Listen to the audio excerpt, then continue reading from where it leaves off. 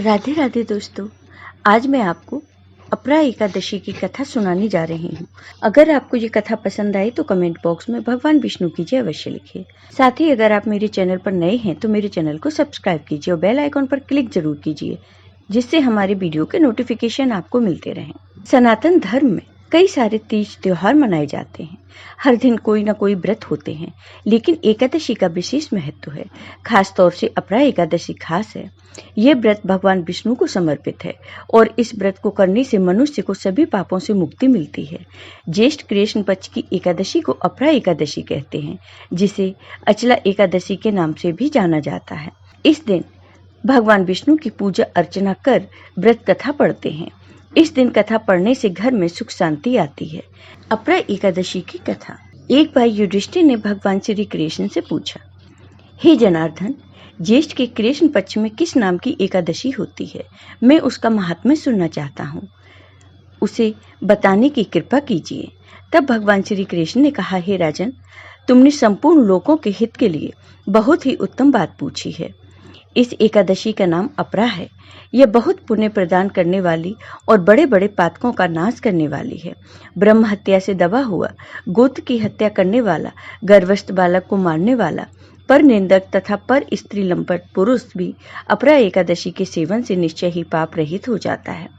जो झूठी गवाही देता, माप तौल में धोखा देता, बिना जाने ही नक्षत्रों की गणना करता और कूटनीति से आयुर्वेद का ज्ञाता बनकर वैद्य का काम करता है, ये सब नरक में निवास करने वाले प्राणी हैं। परंतु अपरा एकादशी के सेवन से ये भी पाप रहित हो जाते हैं। यदि वह क्षत्रिय छात्र धर्म का परित्याग करके युद्ध से भागता है तो वह क्षत्रिय योचित धर्म से भ्रष्ट होने के कारण घोर नरक में पड़ता है। जो शिष्य विद्या प्राप्त करके स्वयं ही गुरु की निंदा करता है, वह भी महापातकों से युक्त होकर भयंकर नरक में गिरता है। किंतु अपरा एकादशी के सेवन से ऐसे मनुष्य भी सद्गति को प्राप्त होते हैं।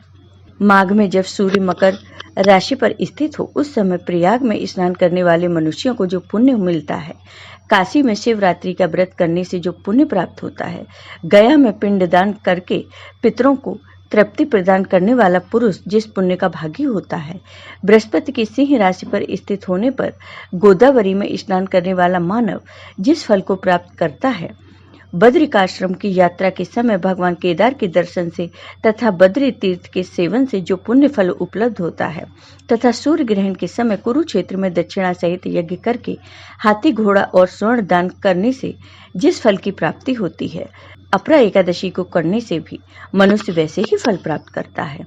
अपरा को उपवास करके भगवान वामन की पूजा करने से मनुष्य सब पापों से मुक्त हो श्री विष्णु लेक में प्रतिष्ठित होता है। इसको पढ़ने और सुनने से सहस्त्र गोदान का फल मिलता है। पौराणिक कथा के अनुसार एक राज्य में महीध्वज नाम के एक राजा राज्य करते थे। उनका एक छोटा भाई वज्रध्वज भी था, जो बड़ा ही पापी था। वह अधर्म करने वाला, दूसरों के साथ अन्याय करने वाला था और अपने बड़े भाई महीध्वज से घृणा करता था। एक दिन उसने अपने बड़े भाई के खिलाफ एक साजिश रची और साजिश के तहत अपने बड़े भाई की हत्या कर दी। हत्या के बाद वह अपने भाई का शव जंगल में पीपल के पेड़ के नीचे गाड़ आया। राजा महीध्वज अकाल मृत्यु के कारण प्रेतात्मा बनकर उस पीपल के पेड़ पर रहने लगे। फिर वह प्रेतात्मा बड़ा ही उत्पात मचाने लगा। एक दिन उस पीपल के पेड़ के बगल से धौम्य ऋषि गुजर रहे थे। तभी उन्होंने उस प्रेत को पीपल के पेड़ पर देखा और अपने तपोबल से उस प्रेत राजा के बारे में सब कुछ जान लिया। तब ऋषि ने प्रेत आत्मा को परलोक विद्या के बारे में बताया। धौम्य ऋषि ने उस प्रेत आत्मा को प्रेत योनि से छुटकारा दिलाने के लिए स्वयं ही अपरा एकादशी का व्रत रखा। विधि विधान से अपरा एकादशी का व्रत करने के बाद भगवान विष्णु से प्रार्थना की कि इस व्रत का पूरा पुण्य उस प्रेत आत्मा को मिल जाए, ताकि वह इससे मुक्त होकर वैकुंठ धाम चले जाएं।